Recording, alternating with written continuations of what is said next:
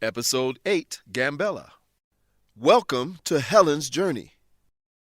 Improve your English skills through this exciting story about Helen, an Ethiopian American girl exploring Ethiopia and trying to find her birth family. Brought to you by the U.S. Embassy to Ethiopia. The U.S. invests in Ethiopians.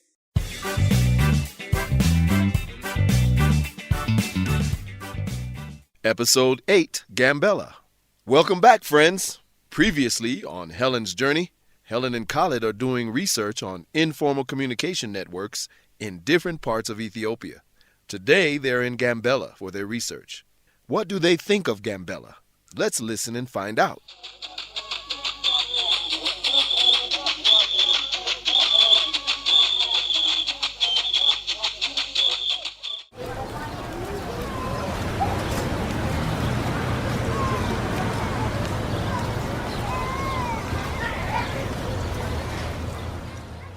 Oh my God, I love it here. What? It's so hot and humid. I like it. It reminds me of my hometown. Your hometown is hot like this? In the summer, yeah. Indiana is cold in the winter and hot and humid in the summer. Sometimes it's 85 or 90 degrees. What? In Fahrenheit. Oh, you really scared me. The rest of the world uses Celsius. I know. I think that's around 30 Celsius. I think. Wow. I didn't know America got that hot. I guess when we see movies from the US, we focus on the snow and the cold because it's different from here. Yeah, it's a big country. Lots of different kinds of climates and landscapes. Well, I don't like the heat. I miss Addis. I'm sweating. Come on, enjoy it. Okay, I'll try. I don't know how you feel about the heat tomorrow when we are in the villages.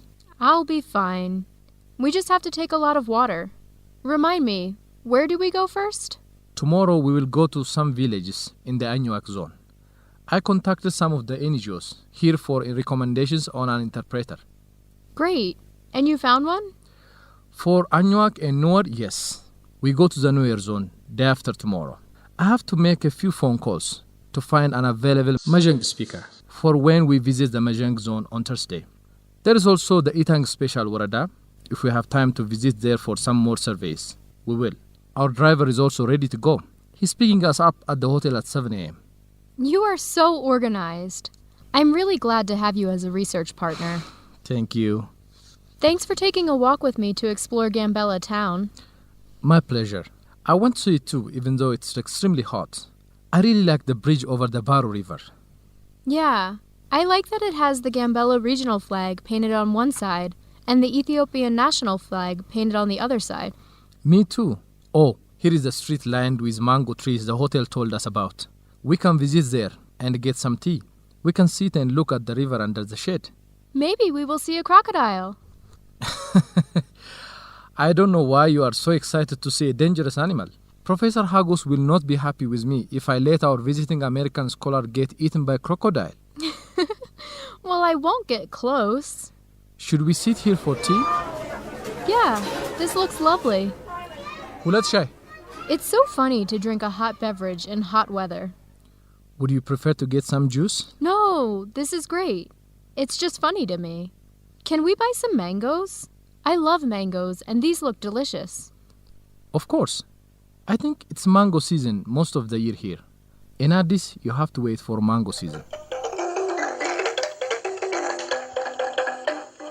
What's that musical instrument that man is playing? It's a tom. It's a traditional instrument associated with this region.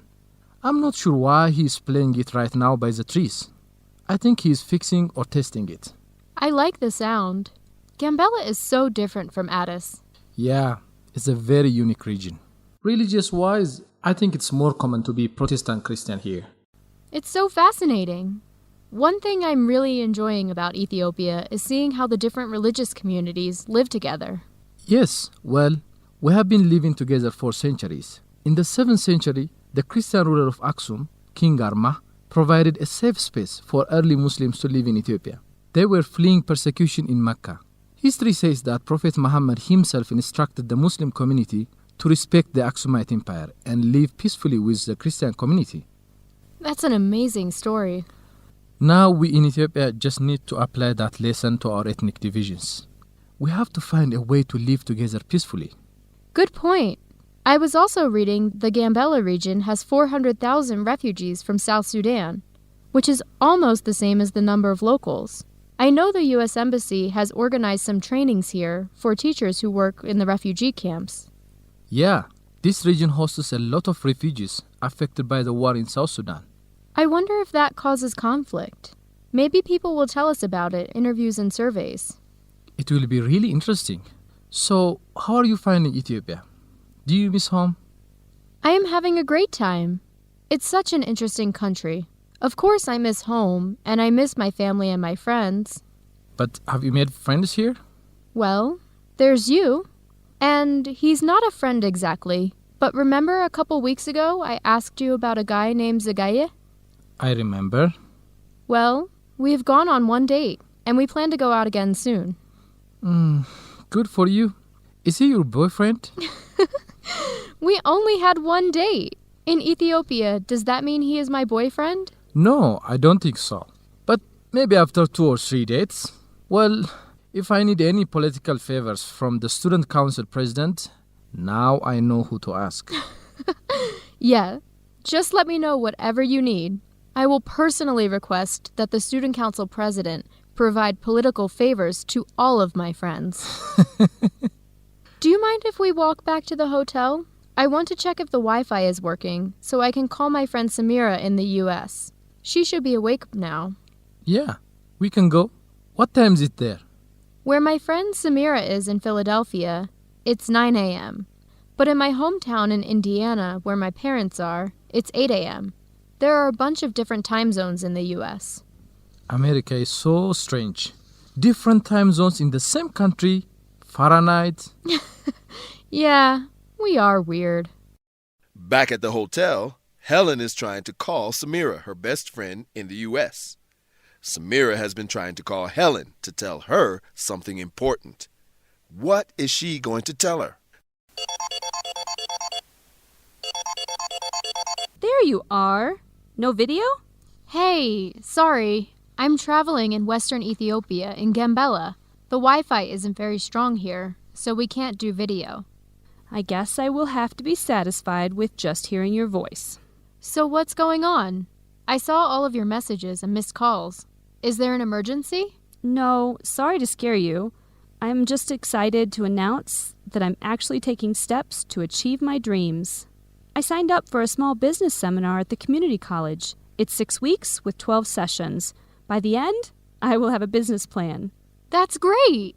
I'm so proud of you for taking action. Thanks. There's even another woman in the seminar who has an idea for a green business. A business that is concerned with environmental impact. Is it the same as your idea for a coffee shop that supports communities affected by climate change? No, her idea is for a service that helps schools and universities reduce their environmental impact. How much energy they use, how much waste they create, etc. Why schools and universities?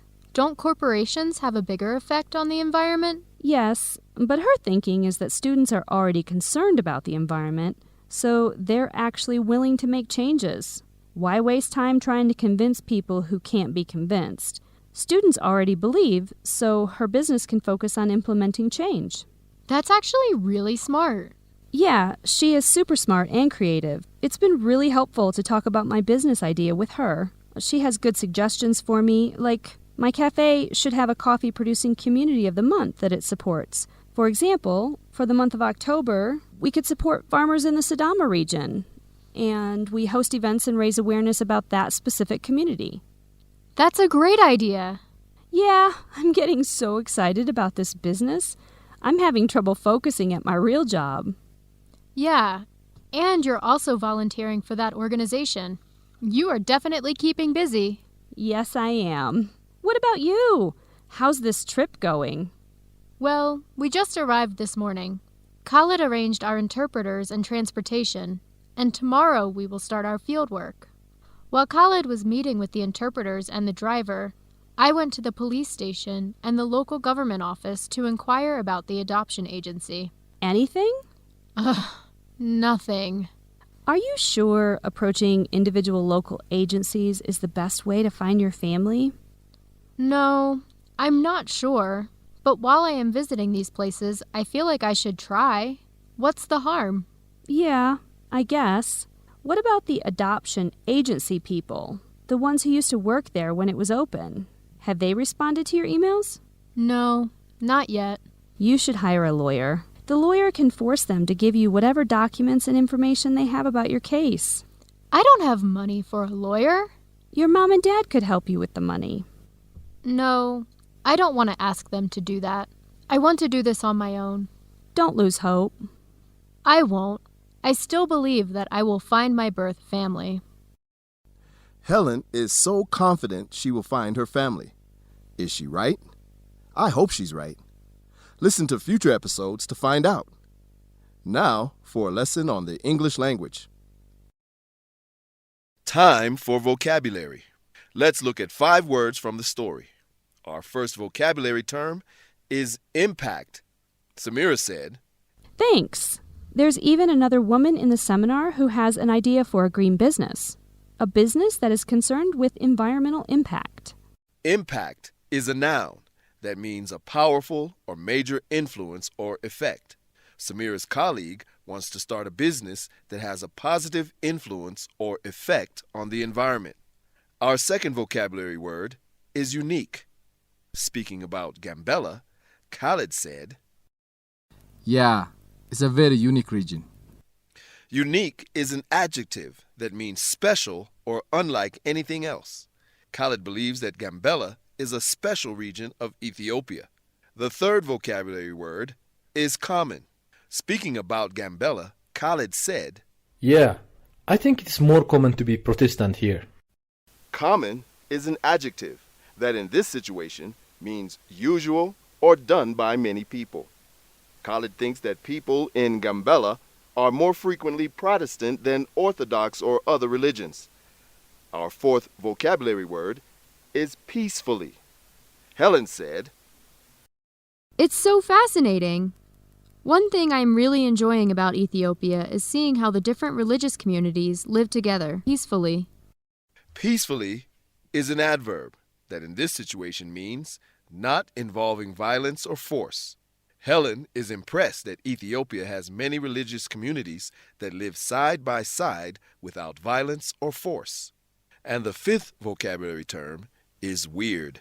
Khaled and Helen said, America is so strange. Different time zones in the same country, Fahrenheit. Yeah, we are weird. Weird is an adjective that means unusual or strange. Khaled thinks the U.S. is strange because it uses Fahrenheit, and Helen agrees by calling Americans weird. Time for expressing yourself in English. Giving advice. Helen is looking for her birth family, and Samira is giving her advice. Are you sure approaching individual local agencies is the best way to find your family? No, I'm not sure. But while I am visiting these places, I feel like I should try. What's the harm? Yeah, I guess. What about the adoption agency people? The ones who used to work there when it was open? Have they responded to your emails?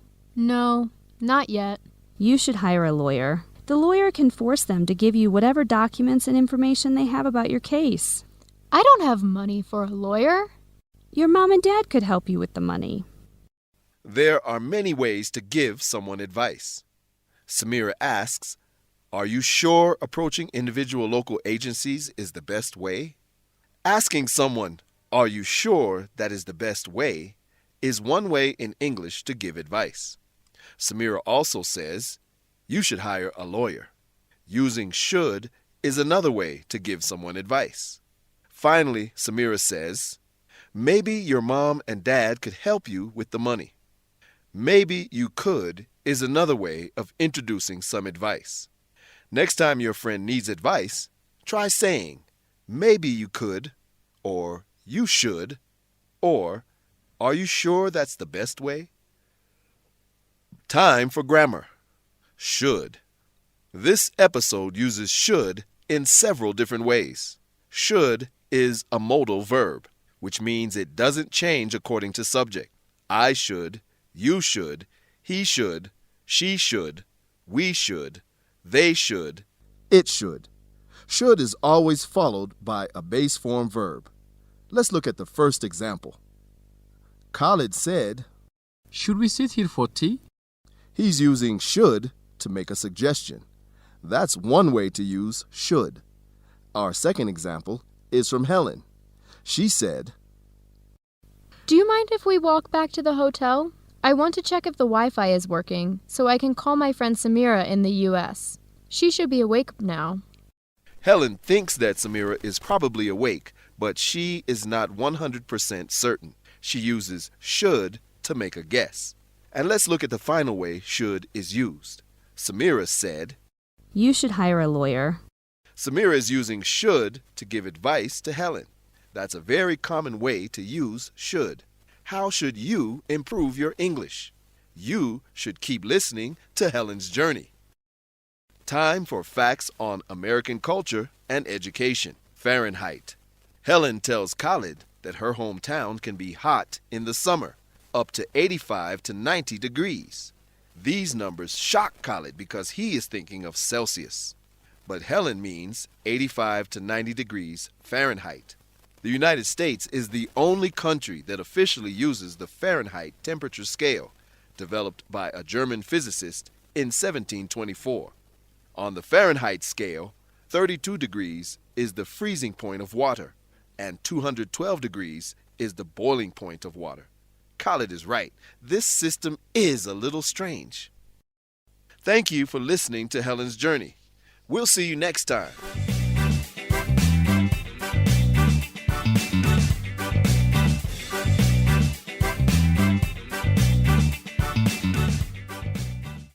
The introduction and closing music, Blue Ska, is by Kevin MacLeod, Incompetech.com, licensed under Creative Commons.